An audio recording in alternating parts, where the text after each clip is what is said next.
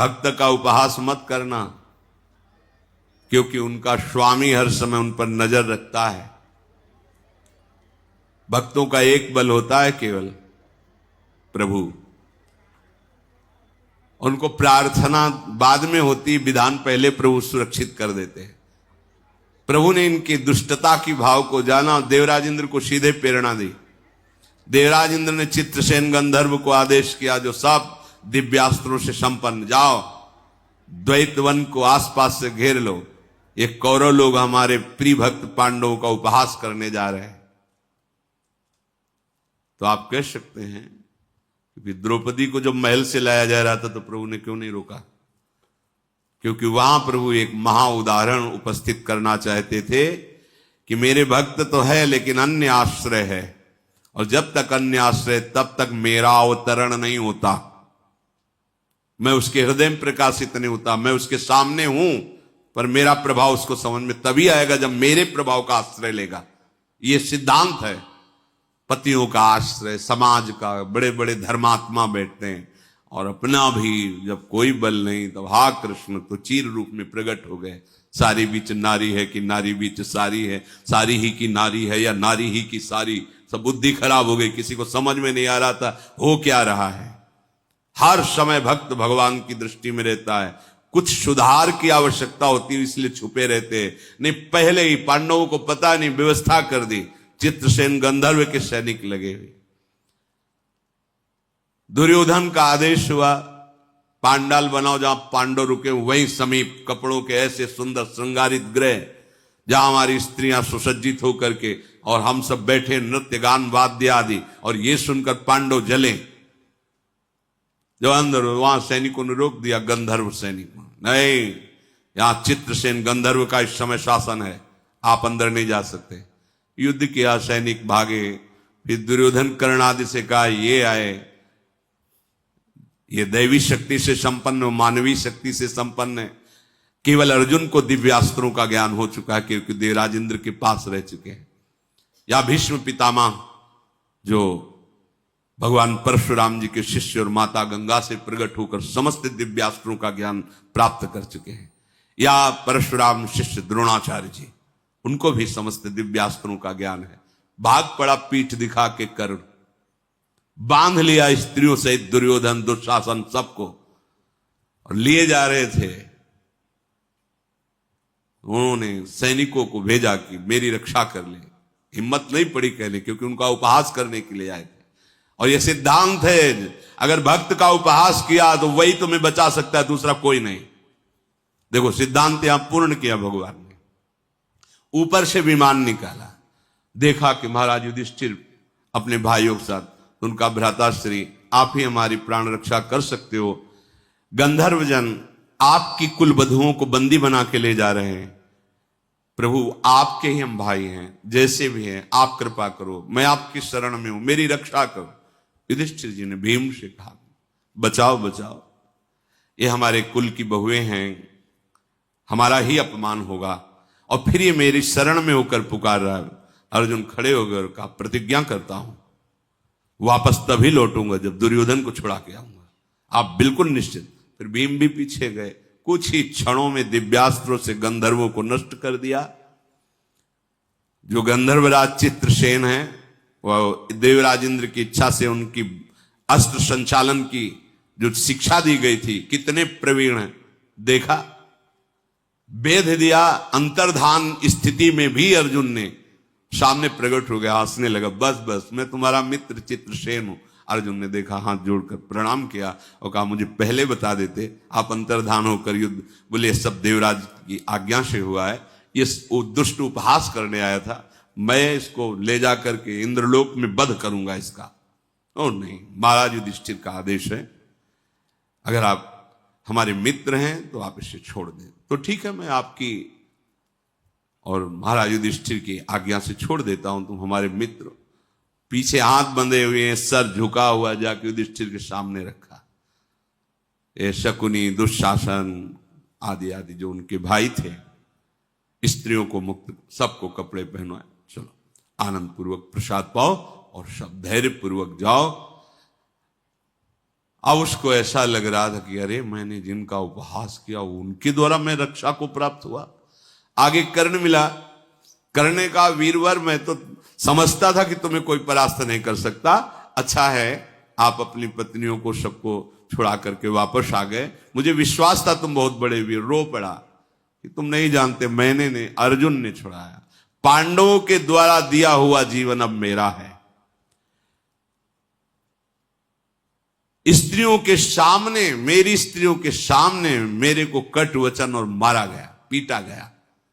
मैं तो दीन भाव से दुर्दशा को पहुंच गया था। युधिष्ठिर जी को जब पुकारा तो उन्होंने मुझे जीवन दान दिया।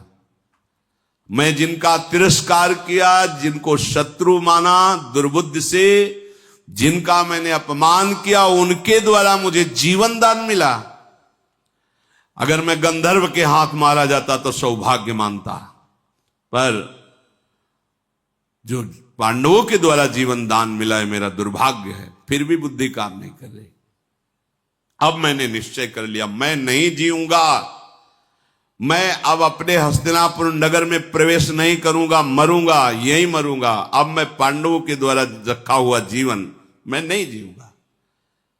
सब राजधानी को लौट जाओ।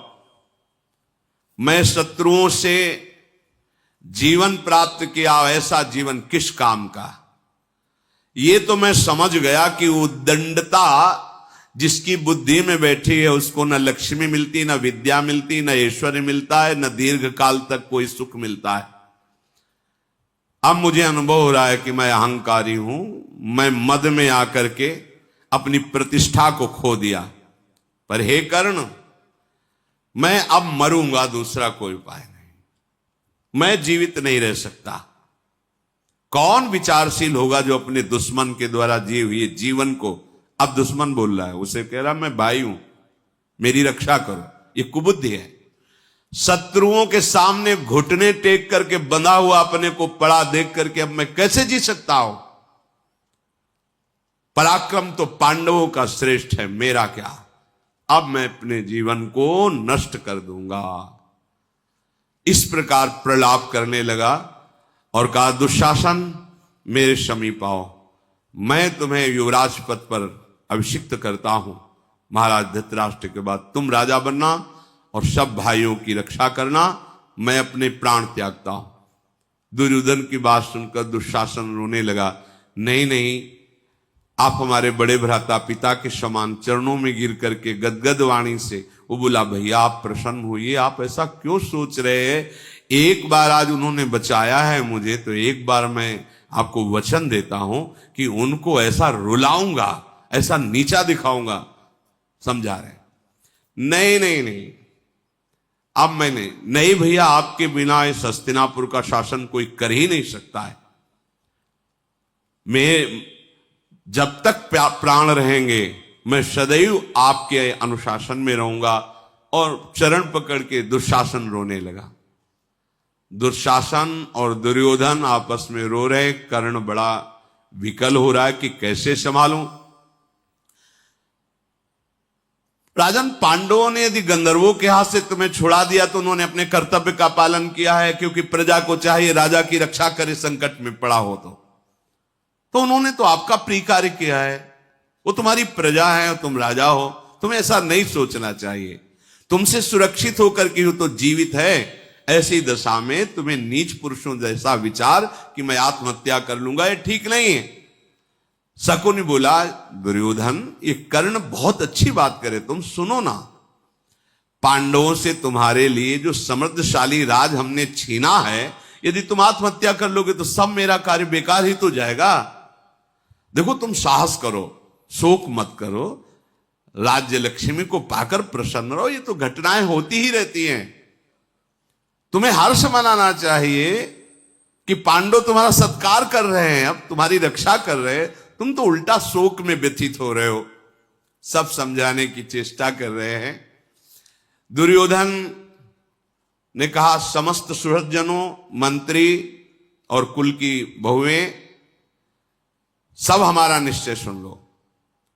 मैं सिर्फ मरूंगा, दूसरा कोई उपाय नहीं। आप सब छोड़कर मुझे चले जाइए। जब तक प्राण नहीं निकलेंगे कुछ खाऊंगा नहीं, पीऊंगा नहीं, बस प्राण त्याग दूंगा। राक्षसों ने सोचा, दैत्यों ने, कि हम तो इसका सहारा लेकर के अपनी संपदा बना रहे थे और यही मुखिया मरने जा रहा है, तो क्या होगा। दानवों ने सलाह की कि दुर्योधन तो प्राण त्यागने जा रहा है, मैं इसकी बुद्धि में बैठ करके ही तो पृथ्वी पर राज्य कर रहा था, अब क्या किया जाए। तो उन लोगों ने एकाग्र चित्त होकर निश्चय किया कि उसका अपहरण किया जाए, दुर्योधन का। दैत्यों ने प्रसन्न चित्त होकर कहा कि धृतराष्ट्र पुत्र दुर्योधन का अपहरण कर लाओ। तत्काल आज्ञा हुई, तो राक्षसी माया से युक्त अपहरण करके पहुंचा दिया।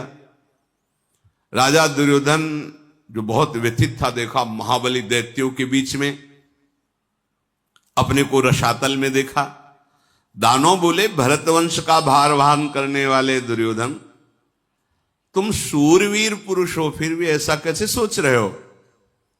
तुम अभिष्ट कार्य के विरुद्ध कार्य करने जा रहे हो, तुम तो अपना विनाश चाह रहे हो। ये आत्महत्या करना दैत्यों को भी शोभा नहीं देता, फिर तुम तो मनुष्य हो।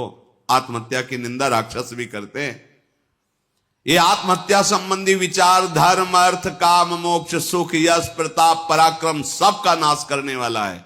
ये तुमने कैसे सोच लिया। आत्महत्या से कहीं किंचित किसी को कोई लाभ नहीं है। ये शब्द तो आप भूल जाओ कि मैं मर जाऊंगा। अगर आपको लगता है कि पांडव बहुत बलवान हैं, तो तुम्हें हम गुप्त बात बता देते हैं कि अभी तक तो हम तुम्हारी ही बुद्धि में बैठे रहे। अब आज से हमारे पूरे सैनिक, ये तुम्हारे जितने परिकर के हैं, सबकी बुद्धि को आकृष्ट कर लेंगे। वो कुछ नहीं कर पाएंगे, वही करेंगे जो हमारे दैत्य चाहेंगे। ये भीष्म, ये द्रोणाचार्य, कृपाचार्य, अश्वस्थामा, ये जो बड़े धार्मिक है ना, आज से अब इनकी बुद्धि, क्योंकि इन्होंने अधर्म का साथ दिया इसलिए मेरे प्रवेश का रास्ता बन गया है। यही हम बात एक दिन सत्संग में जब यहां स्वाध्याय कर रहे थे तब पकड़ा था। ऐसे ये अधर्म प्रवेश नहीं करता। पापाचरण, कुमार्गगामी, हिंसा, ये सब प्रवेश राक्षस बैठ जाता है। बोले तो घोर राक्षस है यार, इसको दया भी नहीं आई। तो वास्तविक दया कैसे आएगी। राक्षस बैठ गया। कैसे राक्षस बैठा। क्योंकि तुम अधर्म आचरण किए तो उसको रास्ता मिल गया, तुम्हारे अंदर बैठ गया। भूत उसी को सताता है जो भूत जैसे आचरण करता है। अपवित्रता, गंदा गंदा खाना पीना, गंदा आचरण। नहीं तो गंगा किनारे भ्रमण किए कभी, ऐसा थोड़ी भूत चढ़ गया हो। ऐसा नहीं, ऐसा नहीं कि भूत योनि नहीं देखी है, भूत योनि देखी है, उसको देखा है, लेकिन वो भयभीत नजर है। हम थोड़ी भयभीत नजर है। मंत्र चल रहा है, नाम चल रहा है, बिल्कुल ऐसा। कह रहे कि तुम्हें बिल्कुल अब ये नहीं सोचना कि भीष्म जी पांडवों का पक्ष ले लेंगे। भीष्म, द्रोण, कृपादिश्च प्रवेक्षन्त्य परे असुराहा, ये सब हमारे राक्षस सैनिक प्रवेश करेंगे उनकी बुद्धि में। और आज से दया का शब्द नहीं रह जाएगा, ना भीष्म के अंदर और न कृपाचार्य के अंदर, न द्रोणाचार्य के अंदर। जैसा तुम कहोगे वैसे ही वो करेंगे, क्योंकि वो अब भीष्म नहीं रहेंगे, उनके अंदर हमारे दैत्य प्रवेश करेंगे। और उनमें दैत्य जहां अविष्ट हुए तो दया का त्याग करके वो पांडवों के मारने का उपाय करेंगे। तुम निश्चिंत हो जाओ। और जब भीष्म मारना चाहेंगे तो हमारे दैत्य अंदर बैठे हुए वो ऐसे कृत्य कराएंगे कि पांडव नष्ट ही हो जाएंगे। बड़ा प्रसन्न हुआ दुर्योधन। यही बात तो हम चाहते थे। दानों का आवेश होगा। भीष्म, द्रोणाचार्य, अश्वस्थामा, कृपाचार्य, इनकी अंतरात्मा पर दानवों का आज से अधिकार होगा, क्योंकि इन्होंने अधर्म का संग कर लिया है। वैसे तो इनमें कोई प्रवेश नहीं कर सकता। ध्यान रखना, ऊपरी वेश महात्मा का रह जाएगा। अगर अधर्म आचरण हो गया तो राक्षस प्रवेश कर जाएगा, आसुरी भाव प्रवेश कर जाएगा। भूत, प्रेत, पिशाच, अग्नि, बैताल, कितनी योनियां हैं। बुद्धि भ्रष्ट हो जाएगी, हानि ही हानि है। इसीलिए कहा जाता पवित्र रहो, नाम जप करते रहो, अंतराय न पड़ने पावे, कोई अधर्म न करो। नहीं, हमारी आपकी बात क्या, यहां क्या बोल रहे हैं कि भीष्म, द्रोणाचार्य, कृपाचार्य, अश्वस्थामा, ये वही करेंगे जो हमारे राक्षस चाहेंगे, क्योंकि आज के बाद उनकी बुद्धि में, उनकी अंतरात्मा में इनका प्रभाव होगा। इनके अंदर अब स्नेह नहीं रह जाएगा। ये पुत्र भाइयों, पितृजन, बांधवों, शिष्य, कुटुंबी जन, बालकों, बूढ़ों को किसी को नहीं बख्शेंगे, क्योंकि इनके अंदर हमारे दैत्य बैठेंगे और वो विनाश करवाएंगे। पुरुष सिंह भीष्म समस्त विद्याओं में कुशल है, जब मेरा दानव उनके अंदर बैठकर दिव्यास्त्र चलवाएगा तब सबको मोह में डालकर वो नष्ट कर देंगे। भीष्म जी तुम प्रसन्न हो जाओ, तुम्हारी विजय ही बहुत अच्छा होने वाला है। दैत्यों ने ऐसा दिया। तुम्हें अर्जुन का भय है तो अर्जुन के वध का उपाय हमने सोच लिया है। जो श्री कृष्ण के हाथों मारा गया था नरकासुर, वो हमारे पास आ चुका है। आज से नरकासुर का अधिकार कर्ण के अंतरात्मा पर होगा और वो श्री कृष्ण को भी कुछ नहीं गिनेगा, ना अर्जुन को कुछ गिनेगा। कर्ण के अंदर नरकासुर की पूरी वृत्तियां होंगी। तुम चिंता मत करो, अर्जुन का वध कर्ण करेगा, क्योंकि नरकासुर उसके अंदर रहेगा। अब इनको यह पता नहीं, जब नरकासुर का वध कर दिया है प्रभु ने, तो ये क्या चीज है सामने, पर आसुरी बुद्धि बड़ा प्रसन्न हुआ। अच्छा, बोले हम पूरी व्यवस्था किए हुए हैं, नरकासुर वैर करके श्री कृष्ण और अर्जुन को युद्ध में महान कष्ट पहुंचाएगा, जो कर्ण के अंदर बैठा होगा। और तुम वैसे भी जानते हो कर्ण बड़ा योद्धा है, फिर उसके अंतर्गत जब ये दैत्य राक्षस प्रवेश करेगा तो और बलवान हो जाएगा। हम लोगों ने 1,00,000 दैत्य सेनापतियों को भेजा है, जो तुम्हारे सैनिकों के हृदय में बैठ जाएंगे, तुम्हारे परिजनों के हृदय में बैठ जाएंगे और पांडव पक्ष का, धर्मात्माओं का विनाश करेंगे। डरो, तुम जो नहीं सोच सकते वो दैत्य कराएंगे। पूज्य जनों के साथ अपवित्र व्यवहार, पूज्य जनों की हिंसा, बड़े बड़े अपराध, क्योंकि अधर्माचरण किया तो बैठ जाएगा राक्षस तुम्हारी बुद्धि। इसका दिमाग काम नहीं करेगा, क्योंकि अधर्माचरण किया वो बैठ गया और भोगना उसी को पड़ेगा जिसके शरीर में बैठ के आचरण कराया जा रहा है। तुम हम निष्कंटक पृथ्वी का राज्य भोगोगे। कुरुनंदन विषाद मत करो, और यदि तुम मर गए तो फिर हमारा पक्ष ही नष्ट हो जाएगा। दुर्योधन से ऐसा कह के दैत्यों ने बारी बारी से उसे हृदय से लगाया, और बड़ा दुर्योधन हर्षित हो रहा है और कहा तुम जाओ शत्रु पर विजय प्राप्त करो, हमारा आशीर्वाद है। ऐसा दैत्य भी आशीर्वाद देते हैं, क्योंकि उनकी अपने आसुरी शक्ति का प्रभाव। दैत्यों ने ऐसा वचन कहा हृदय से लगा के, बस तत्काल देखा कि जहां अमरण अनशन व्रत का भाव लिया था वहीं बैठा है, वहीं पहुंचा दिया।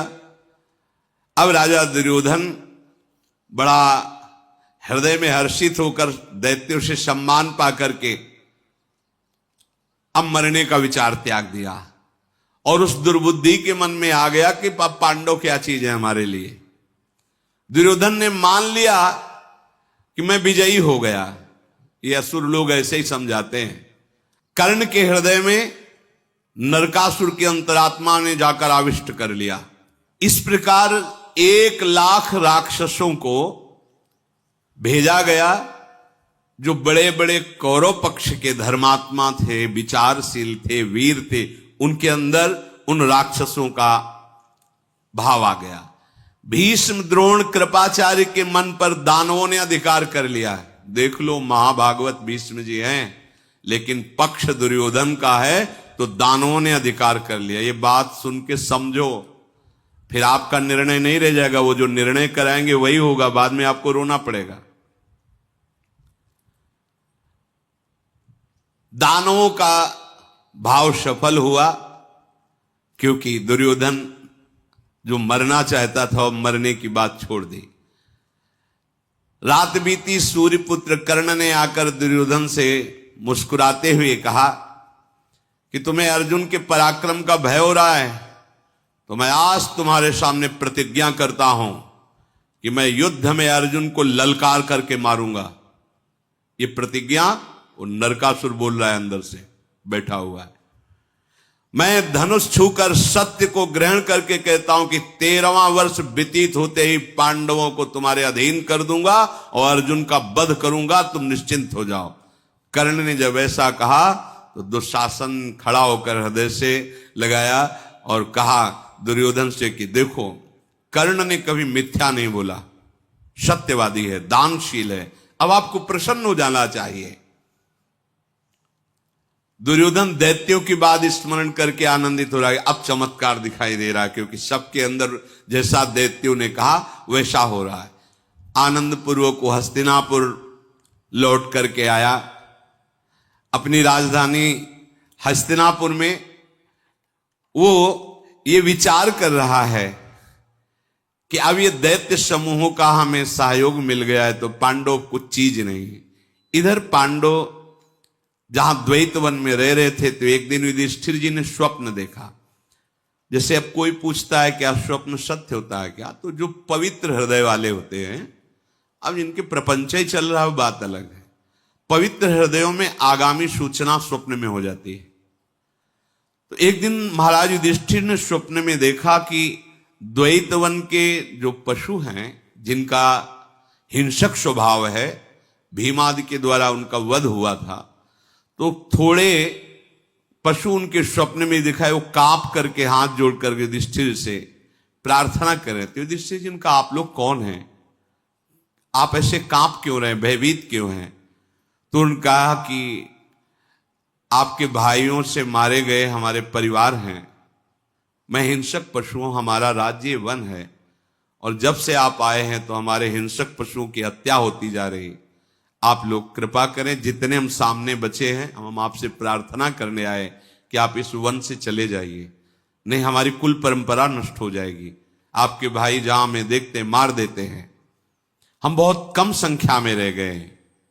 राजा युधिष्ठिर ने कहा बिल्कुल मैं सुबह होते ही यहां से चला जाऊंगा।